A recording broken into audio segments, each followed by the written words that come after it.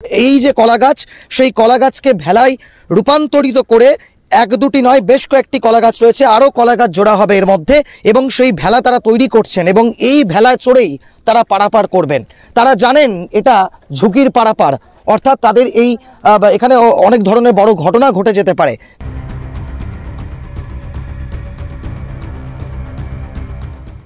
যেন কোনো দ্বীপের বাসিন্দা ওরা। একদিকে মহানন্দা নদী, অন্যদিকে সুই। বর্ষায় ভরসা নৌকো, আর অন্য সময় বাঁশের সাঁকো বা কলাগাছের ভেলা। জীবনের ঝুঁকি নিয়ে চলছে পারাপার। সেতু তৈরি করে মূল ভূখণ্ডের সঙ্গে এলাকাগুলিকে জুড়ে দেওয়ার দাবি দীর্ঘদিনের। অভিযোগ, ভোটের আগে প্রতিশ্রুতি দিলেও কাজ করেন না জনপ্রতিনিধিরা। তাই দাবি পূরণ না হওয়ায় ভোট বয়কটের ডাক দিয়ে শুক্রবার হাতে প্ল্যাকার্ড নিয়ে পথে নামলেন স্থানীয়রা। ছবিটা মালদার চাঁচলের।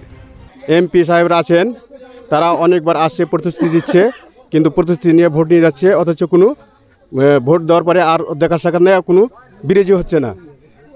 এই অবস্থায় আমরা আছি।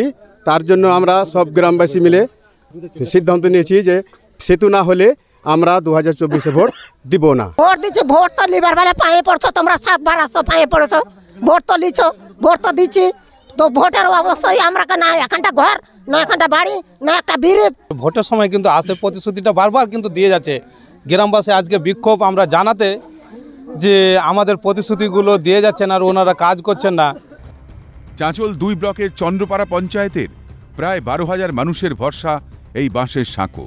অভিযোগ, প্রতিনিয়ত সমস্যায় পড়তে হচ্ছে স্কুল পড়ুয়া থেকে সকলকেই।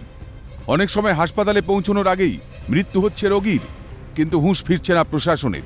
অভিযোগ, 2008-9 সালে সেতু তৈরির উদ্যোগ নিয়েছিলেন তৎকালীন কেন্দ্রীয় জল সম্পদ উন্নয়ন মন্ত্রী প্রিয়রঞ্জন দাসমুন্সী, কিন্তু তার মৃত্যুর পর সেতু তৈরির ব্যাপারে আর কেউ কোনো উদ্যোগ নেয়নি। কর্ণপাত করছে না প্রশাসনিক কর্তারা। শোনেন, 2015 সালে যখন প্রিয়রঞ্জন দাসমুন্সী ছিলেন, তখন কিন্তু এই জিনিসটাকে স্যাংশন করেছিলেন। তারপর থেকে যত বিধায়ক আসছে তেনাদের কাছে আমরা আবেদন জানাচ্ছি, কিন্তু ওরা কথা দিচ্ছে এবার ইলেকশনের পরে আমরা কাজ করব।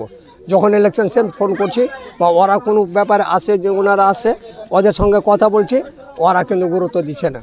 কেন্দ্র বলেন, এই রাজ্যই বলেন, প্রত্যেক নেতারা যখন লোকসভা বিধানসভার ভোট হচ্ছে তখন ভোটের সময় কিন্তু এসে যোগাযোগ করে আমাদের সাথে কথা বলছে, প্রতিশ্রুতি দিচ্ছে, ঠিক আছে আমরা এবার সামনে করে দিচ্ছি। আমরা সামনে 24 সালে লোকসভা ভোট, আমরা অবশ্যই যদি ব্রিজ সেতু না হয় তাহলে আমরা কিন্তু ভোট বয়কট করব। কিছুদিন আগে একটা ডেলিভারি মারা গেছে, এই ব্রিজের জন্য, ব্রিজ নেই তার জন্য। এই নিয়ে ক্ষোভ বাড়ছে স্থানীয়দের মধ্যে। বিপাকে পড়ে সাফাই স্থানীয় তৃণমূল নেতৃত্বের। আমরাও চেষ্টা করছি যে রাজ্য সরকারের সাথে কেন্দ্রীয় সরকারকে জুড়ে দেওয়ার একটা প্রচেষ্টা চালাচ্ছি আমরাও। এখানে লোকাল এমপি আছে, সেই জায়গাটা থেকে এখন পর্যন্ত আমরা কোনো সাড়া শব্দ পাচ্ছি না। সেই দাবি কিন্তু তারা তুলছেন।